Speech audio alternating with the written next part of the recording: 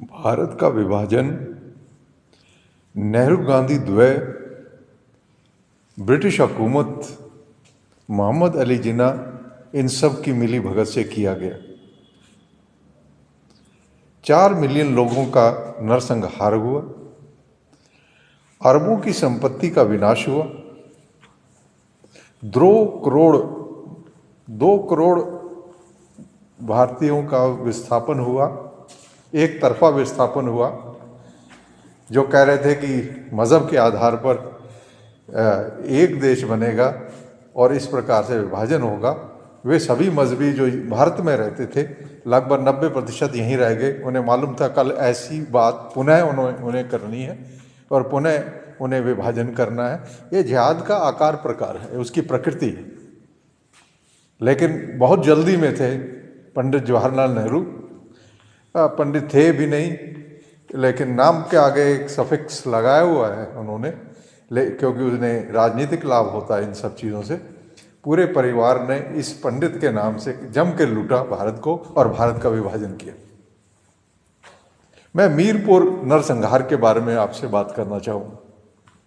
मीरपुर जम्मू कश्मीर का भाग था और स्ट्रैटेजिक लोकेशन उसकी आप समझिए कि ठीक वो लाहौर के ऊपर था।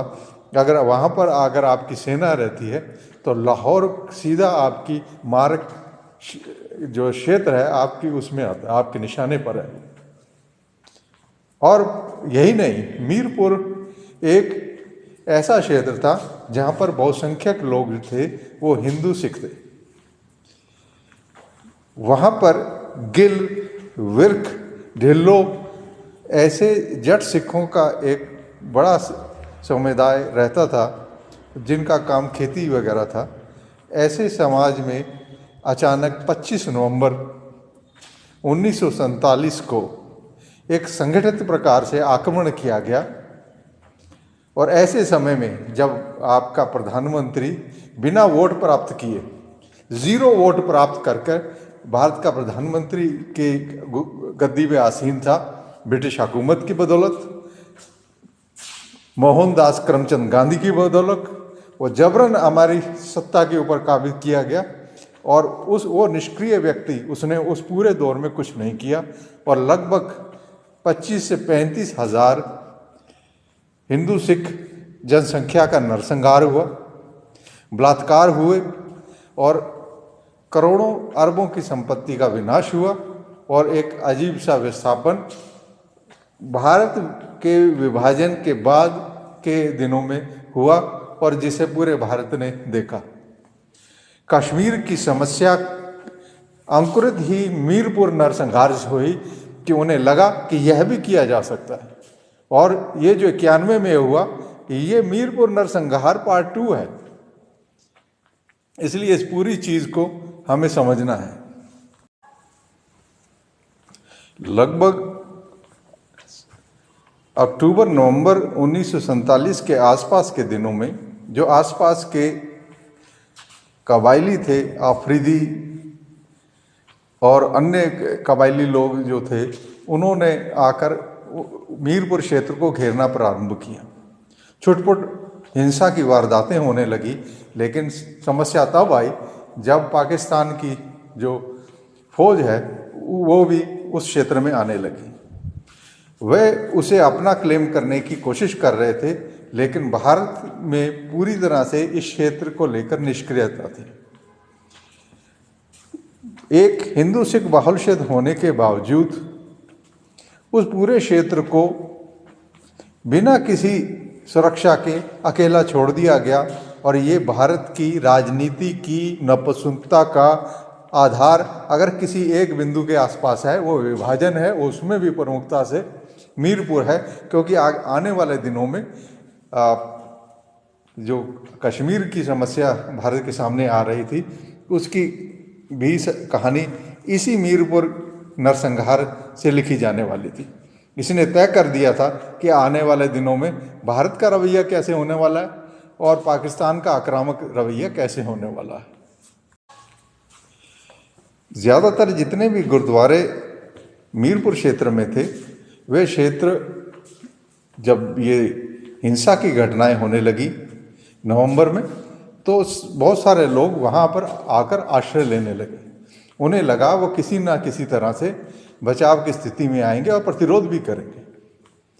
ऐसे समय में जब बंदूकें चल रही हों तो सामान्य तौर पर अन्य शस्त्रों से काम नहीं चलने वाला है। ये बात सबको समझ में तो थी, लेकिन जो वो कर सकते थे उन्होंने किया। और ये नहीं कह सकते कि वो जनमानस, वे 35,000 लोग जो लगभग मारे गए होंगे, उन्होंने प्रयास नहीं किया, क्योंकि प्रयास ना किया होता तो कुछ नुकसान अन्यों को भी नहीं पहुंचता। इन सब चीज़ों से स्पष्ट है कि जहां सरकारें सत्ता के ऊपर अपने सारा ध्यान केंद्रित करके एक काल्पनिक सेकुलरिज्म को लोगों के सामने रख रही थी, वहीं पर भारत के मूल लोग कहीं ना कहीं संघर्ष करते हुए नजर आ रहे थे। जिहादियों का वही पुराना फलसफा, धर्मांतरण, हत्याएं, काफिर और वही लूटपाट और वही महिलाओं के साथ बलात्कार, ये सारे चीज़ें एक एलिमेंट है जो रेगुलर तौर पे 1400 साल से सभी देख रहे हैं। और हर एक घटना के बाद कम से कम भारतीय समाज चुप हो जाता है। जैसे आजकल पहलगांव के बाद अचानक एक चुप्पी सी आ गई है। लोगों का खून बहुत सर्द है, या उन्हें अपनी पत्नी, बच्चे और इन आम सुविधाओं से बहुत लगाव है, और वो इससे परे कुछ चीज़ को सीखने समझने की कभी कोशिश भी नहीं करते। जिहादियों ने जिस एक विशेष तबके का नरसंहार किया, उनमें से जट सिख भी आते हैं। मैं इस विषय को इसलिए ला रहा हूँ कि एक ऐसा तबका पंजाब में पैदा हो गया जो अजीब व गरीब तरीके से उन जिहादियों के पक्ष में नए नए प्रकार के बयान देते हैं। वे जब लंगर में उन्हें बुलाए कोई समस्या नहीं, और का कराए वो, लेकिन गुरु साहब की हजूरी में नमाज अदा करवाने जैसे एक एक्सट्रीम कदम उठाने की बात करते हैं। हम अपने गुरु साहब की हजूरी में वही मर्यादा के काम करते हैं जो गुरु साहब ने हमें बताया। हमको नया एक्सपेरिमेंट करने की स्थिति में नहीं होते हैं, लेकिन इस बेहुरमती को करने के बावजूद ये एक पक्ष लगातार आक्रामक होता जा रहा है, और ये सिखों को समझना चाहिए कि ये सब क्या हो रहा है। कठुए पतित गुरपतवंत सिंह पन्नू जैसे खालिस्तानी पेड लोग हैं, वो कारिंदे हैं उनके ISI के, वे अगर जिहादियों के पक्ष में बात करते हैं तो हमें समझ आती कि इन्हें 2-2.5 हज़ार लोगों ने उनके पक्ष में बात करनी ही है। लेकिन अन्य लोग इन बात को समझे कि आपके व्यापक व्यापारिक, कृषि को लेकर, शिक्षा को लेकर, अन्य विषयों को लेकर आपके हित कहाँ पर है, आपकी आज़ादियाँ कहाँ हैं, तो इन सब चीज़ों को आपने समझना है। लेकिन आप एक बेहुदा सी बात कर कर एक एक्सट्रीम बातें करने की कोशिश कर रहे हैं। और जिहादियों के पक्ष में क्या जानते हैं आप जिहादियों के बारे में? आप कभी पैदा होते उनके बीच में तो आपको समझ में आता। आप कभी पढ़े हैं उन सब चीज़ों को? आपने कभी सूरह 9 आयत 5 पढ़ी है? वे आपको काफिर कहते हैं, आपकी हत्या की योजना बनाते हैं, और आप कहते हैं जी हम उनके पक्ष में खड़े हैं। कहाँ पढ़े हैं आप लोग? किस किस्म का खालिस्तान बनाने की आप सोचते हैं? पाकिस्तान आपको बना कर देगा। ननकाना साहब जो क्षेत्र उन्होंने कब्जा लिया है वो आपको खाली करके देने वाला है।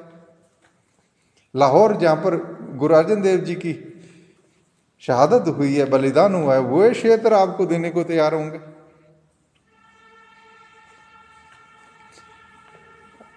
पूरे इस फलसफे के बिना, बिना धर्म के आप खालिस्तान की दौड़ में लगे। ना आपको धर्म की जानकारी है, ना आपको धर्म की चिंता है, ना आपके बच्चे सिख हैं। आप ईसाइयों से शादी करते हैं, ये आपके बच्चे जो हैं वो ईसाइयों जैसा व्यवहार कर रहे हैं, और आप नेता बनना चाह रहे हैं सिखों के। मीरपुर का मैंने एपिसोड इसीलिए कहा है कि इतनी बड़ी वारदात हो गई और मरने वाले भी इसी सामाजिक समूह के हैं जहाँ से पन्नू जैसे लोग निकल कर आ रहे हैं। वो उसे नज़रअंदाज करके उन्हीं जिहादियों के पक्ष में खड़े कैसे हो सकते हैं, मुझे ये समझाएं। Simranjeet Singh Mann, IPS officer, once an IPS officer means always an IPS officer. उसके ऊपर आप यकीन कर रहे हैं कि वो ये करेगा? पिछले 25-30 साल उसका रिकॉर्ड देखिए उठाकर, ना तो वो एक के पक्ष में ना दूसरे के पक्ष में, वो जवानी जमा खर्च करता है और सेंटर स्टेज में रहने की कोशिश करता है। बस कृपाण का साइज उसका थोड़ा सा बड़ा होता, आचरण उसका बड़ा नहीं होता, उसके व्यवहार में कहीं से भी धर्म के दर्शन नहीं हो रहे होते, उसकी जानकारियाँ बहुत सीमित होती हैं। अगर हम ऐसे ही उसका एग्ज़ाम लें तो मुझे नहीं लगता 30-40% जो न्यूनतम अंक भी हैं वह प्राप्त कर पाएगा, उसकी कोई जानकारी नहीं है। लेकिन इसके बावजूद इतने बड़े मीरपुर मैसेकर को बिना उस पर ध्यान दिए, उसको अवॉइड किए, एक नए किस्म का फलसफा लेकर आने की कोशिश करते हैं कि हम ये हैं। सिर्फ जातिवाद करके और सिख धर्म को जातिवाद से रिप्लेस करके आप अपनी बात को आगे नहीं रख सकते हैं। पूरा एक व्यापक विषय है सिख संबंधी विषय, पूरे गुरुओं के जीवन दर्शन का विषय बहुत व्यापकता वाला है। आप समझ सकते हैं कि आप 5 प्यारों के पृष्ठभूमियाँ कौन कौन सी थी। आप उस पर बात नहीं करना चाहते, उसकी जगह आप एक जाति विशेष की बात करके विषय को आगे बढ़ाना चाहते हैं और चमचागिरी करनी है आपने जिहादियों की। आपको मीरपुर मैसेकर का जवाब दीजिए कि आप क्यों कर मीरपुर मैसेकर आपको भूलना चाहिए। जिहादियों ने जो अत्याचार किए क्यों कर आपको भूलने चाहिए। आज जो इतनी बड़ी आप बात करते हैं क्यों, ठीक है आप 4 पैसे लेंगे, आपका एक परिवार पल जाएगा, और पलेगा भी क्या, ईसाइयों की तरह आपकी जिंदगी। इसलिए बाकी जितने भी सिख समाज है अपना, वो इस बात को निश्चित तौर पे समझे कि ये सब हुआ है।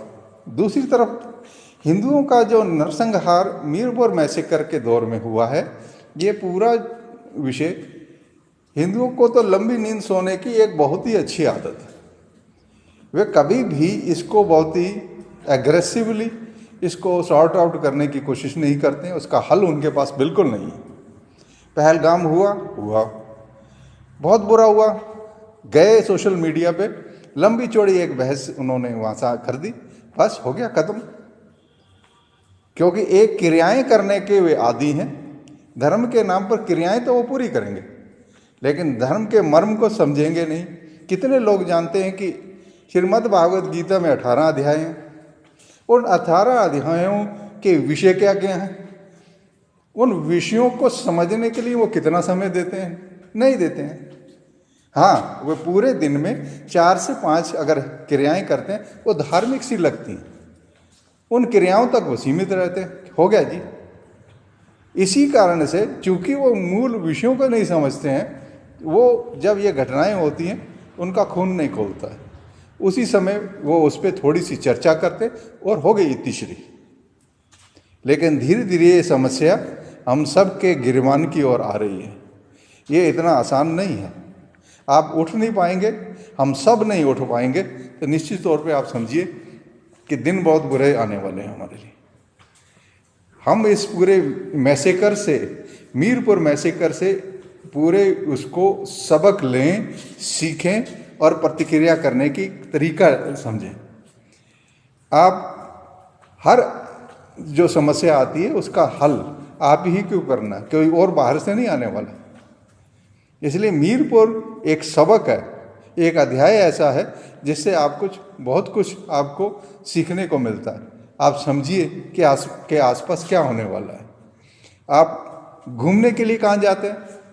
या तो आप स्विट्ज़रलैंड जाते हैं, या मालदीव जाते हैं, या फिर आप कश्मीर जाते हैं। भाई आप अमृतसर क्यों नहीं आते? आप उत्तराखंड क्यों नहीं आते? आप हिमाचल प्रदेश क्यों नहीं जाते? आप पूरा पूर्वोत्तर पड़ा हुआ वहाँ क्यों नहीं जाते? इनको सबके यहाँ जाते तो आपको रोजगार देते उनको। यहाँ पर आप पैसे दे के अपने साथ हत्या आपने खुद खरीदी, आपको और कोई जगह नहीं मिली थी। जब आपके आदमी वहाँ पर बस नहीं पा रहे हैं, वो इलाके जो आपने छोड़ दिए आप पुनः उनको प्राप्त नहीं कर पा रहे हैं, घूमने के लिए आप जा रहे हैं वहाँ पर। लानत है आपकी ज़िंदगी पे। मीरपुर मैसेकर जो है अगर आपको नहीं जगा पाता, पहलगाम मैसेकर आपको नहीं जगा पाता, तो ईश्वर ही आपकी रक्षा करे।